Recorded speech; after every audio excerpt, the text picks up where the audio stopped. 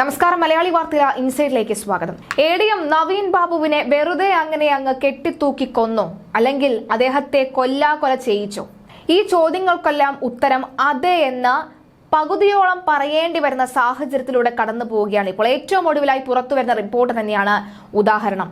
Kannur ADM Naveen ബാബുവിന്റെ ആത്മഹത്യയുമായി ബന്ധപ്പെട്ട് കൈക്കൂലി ആരോപണത്തിന് പിന്നാലെയാണ്, ദിവ്യ ഉന്നയിച്ച കൈക്കൂലി ആരോപണത്തിന് പിന്നാലെയാണ് അദ്ദേഹത്തെ മരിച്ച നിലയിൽ കണ്ടെത്തിയെന്ന് എല്ലാവർക്കും നന്നായി അറിയാവുന്ന കാര്യമാണ്. എന്നാൽ അത് വെറും കെട്ടുകഥ മാത്രമായിരുന്നു എന്ന് വ്യക്തമാക്കുന്ന റിപ്പോർട്ട് പുറത്തു വരികയാണ്.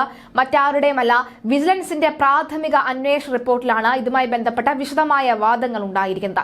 TV പ്രശാന്ത് നവീൻ ബാബുവിന് കൈക്കൂലി നൽകിയതിന് തെളിവില്ല എന്ന് വിജിലൻസ് വ്യക്തമാക്കുന്ന റിപ്പോർട്ട് പുറത്തു വരികയാണ്. ഈ ഘട്ടത്തിൽ മലയാളി വാർത്ത നവീൻ ബാബുവിന്റെ ഏറ്റവും അടുത്ത ബന്ധുക്കളോട് സംസാരിച്ചിരുന്നു. സംസാരിക്കാൻ പോലും കഴിയാത്ത സാഹചര്യത്തിലാണ് അവരുണ്ടായിരുന്നത്. ഇതിൽ നിന്നൊക്കെ തന്നെ വ്യക്തമാകുന്ന നവീൻ ബാബുവിനെ വെറുതെ അങ്ങ് കൊന്നു കളഞ്ഞേക്കുന്നു, അല്ലെങ്കിൽ വെറുതെ അങ്ങ് കൊല്ലാകൊല ചെയ്തിട്ടുണ്ട് എന്ന വ്യക്തമാകുന്ന കാര്യങ്ങൾ തന്നെയാണ് മനസ്സിലാകുന്നത്. എന്തായാലും നവീൻ ബാബുവിന്റെ കുടുംബാംഗങ്ങളുടെ പ്രതികരണം ഒന്ന് കേട്ടിട്ട് വരാം. ശ്രീ അനിൽ പി നായർ ഇന്ന് രാവിലെ ഒരു പ്രഥമ ചാനൽ പുറത്തുവിട്ടു, നവീൻ ബാബു കൈക്കൂലി വാങ്ങിച്ചതിന് തെളിവില്ല എന്ന് വിജിലൻസിന്റെ റിപ്പോർട്ട് പുറത്തു വന്നിട്ടാണ്. ഈ അവസരത്തിൽ താങ്കൾക്ക് എന്താണ് പറയാനുള്ളത്? അതൊരു ആരോപണമായിരുന്നല്ലോ. ആ ആരോപണം ശരിയല്ല എന്ന് പറഞ്ഞതിൽ സന്തോഷമുണ്ട്. അതുപോലെ ഇതിൽ പറഞ്ഞ നവീൻ ബാബുവിനെ ഈ പ്രശാന്തൻ ഒക്ടോബർ 6 4 തവണ ഫോൺ വിളിച്ചെന്നും ഒരുപാട് തവണ കാണാൻ ശ്രമിച്ചെന്നും മാത്രമേ പറയുന്നുള്ളൂ. അതൊരു പണയം വെച്ച രസീത് മാത്രമേ തെളിവായിട്ട് ഹാജരാക്കുള്ളൂ. ഇതെല്ലാം നവീൻ ബാബുവിനെ കൊടുക്കാൻ വേണ്ടി ഉള്ള ഗൂഢാലോചനയുടെ പിന്നിലാണ് ഇത്. തീർച്ചയായിട്ടും അങ്ങനെ ആയിരിക്കുന്ന സാധ്യതയാണ്. കാരണം നമ്മൾ അപേക്ഷ കൊടുത്തു കഴിഞ്ഞാൽ പിന്നെ അതിനകത്ത് ചില സർട്ടിഫിക്കറ്റുകൾ ആവശ്യമായി വരും, മറ്റ് രേഖകൾ ആവശ്യമായി വരും.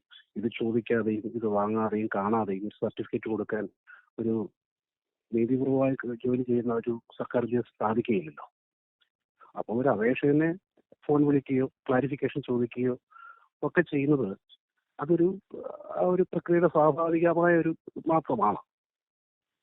പക്ഷേ ഇതിന് അസ്വാഭാവികതയുള്ളത് വളരെ രൂക്ഷമായ ഒരു പ്രസംഗം നിങ്ങളെ ഇല്ലായ്മ ചെയ്യും, സർവീസിൽ നിന്നും ഇല്ലായ്മ വരെ ചെയ്യും, അല്ലെങ്കിൽ നിങ്ങൾക്ക് മരണം നേരിടേണ്ടി വരും എന്നൊക്കെ പറയുന്ന ഒരു പ്രസംഗം നടത്തിയ ഒരു വ്യക്തി ഉണ്ടാവുമ്പോൾ അതിന് പ്രകോപിച്ച സംഭവം എന്താണ്? ആ ഒരു പ്രസംഗം ആർക്കു വേണ്ടിയായിരുന്നു? കൂട്ടി വളരെ ശ്രമിച്ച് ഒരു പ്രസംഗം തയ്യാറാക്കി ഒരു പ്രസംഗം നടത്തി അത് കേരളമൊട്ടാകെ പ്രചരിച്ചു. പിറ്റേ ദിവസം സ്വന്തം നാട്ടില് ജോലി സ്ഥലത്തേക്ക് വന്ന് ഔദ്യോഗിക സ്ഥാനം ഏറ്റെടുക്കുന്ന ഒരു വ്യക്തിയെ ഇത്ര അപമാനിക്കുവാൻ വേണ്ടിയിട്ട് ശ്രമിച്ചിട്ടുണ്ടെങ്കിൽ അതിന്റെ യഥാർത്ഥ കാരണം എന്താണ്? പ്രതിയാക്കപ്പെട്ട വ്യക്തിക്ക് വേണ്ടിയിട്ടല്ലല്ലോ. ഇത് ഇപ്പൊ പ്രശാന്തിനും ഈ BP ദിവ്യയ്ക്ക് പിന്നിൽ ഒരുപാട് ആൾക്കാർ ഉണ്ടെന്ന് ഈ റിപ്പോർട്ട് വന്നപ്പോൾ താങ്കൾ മനസ്സിലാവുന്നുണ്ടോ ഗൂഢാലോചനയും? അല്ല, അതാണ് ശരിയായ ഒരു അന്വേഷണം നടക്കണം, ശരിയായ ദിശയിലേക്ക് അന്വേഷണം പോകണം എന്ന് പറഞ്ഞ അതുകൊണ്ടാണ്. ഇതിനകത്ത് ഗൂഢാലോചന ഉണ്ടായിട്ടുണ്ട്. ആ ഗൂഢാലോചനയിൽ പങ്കാളികളായവരുടെ നിയമത്തിന്റെ മുമ്പിൽ എത്തണം. നന്ദി ശ്രീ അനിൽ പി നായർ. ADM നവീൻ ബാബുവിന് കൈക്കൂലി കൊടുത്തു എന്ന പ്രശാന്തന്റെ മൊഴിക്കപ്പുറം തെളിവില്ല എന്നാണ് വിജിലൻസ് കണ്ടെത്തിയിരിക്കുന്നത്. തെളിവ് ഹാജരാക്കാൻ പ്രശാന്തനും കഴിഞ്ഞിട്ടില്ല എന്ന് വിജിലൻസ് റിപ്പോർട്ടിൽ പറയുന്നു. Kozhikode vigilance special cell SP ആണ് അന്വേഷണം നടത്തിയത്. എന്നാൽ പ്രശാന്തിന്റെ ചില മൊഴികൾ സാധൂകരിക്കുന്ന തെളിവുകളും ദൃശ്യങ്ങളും ഉണ്ടെന്നും റിപ്പോർട്ടിൽ പറയുന്നു. സ്വർണം പണയം വെച്ചത് മുതൽ ADMന്റെ ക്വാർട്ടേഴ്സിലേക്ക് എത്തുന്നത് വരെയുള്ള മൊഴികളിൽ തെളിവുകളുണ്ട്. എന്നാൽ ക്വാർട്ടേഴ്സിന് സമീപം എത്തിയ ശേഷം എന്ത് സംഭവിച്ചു എന്നതിന് തെളിവില്ല. ഒക്ടോബർ 5 സ്വർണം പണയം വെച്ചതിന്റെ രസീത് പ്രശാന്ത് കൈമാറി.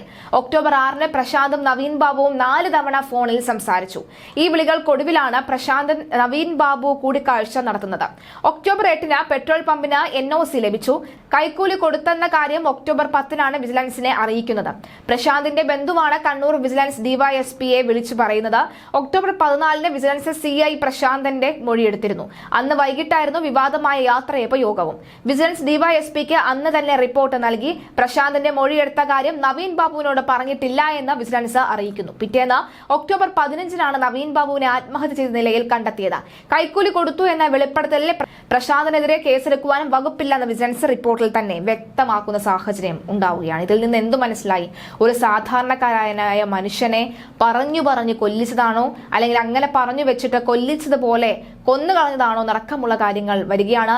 നാളെ 26 തീയതിയാണ്. നാളെയാണ് നവീൻ ബാബുവിന്റെ ഈ ഒരു മരണവുമായി ബന്ധപ്പെട്ട് ഉള്ള CCTV ദൃശ്യങ്ങൾ, കളക്ടറുടെയും PP ദിവ്യയുടെയും ഒക്കെ തന്നെ ഫോൺ സംഭാഷണങ്ങൾ, ഇവയെല്ലാം തന്നെ പരിശോധിക്കണം. ഒപ്പം അതുപോലെ തന്നെ ഇതൊക്കെ തന്നെ സംരക്ഷിക്കണം എന്നാവശ്യപ്പെട്ടുകൊണ്ട് മഞ്ജുഷ നൽകിയ ഹർജി കോടതി പരിഗണിക്കുന്നത്.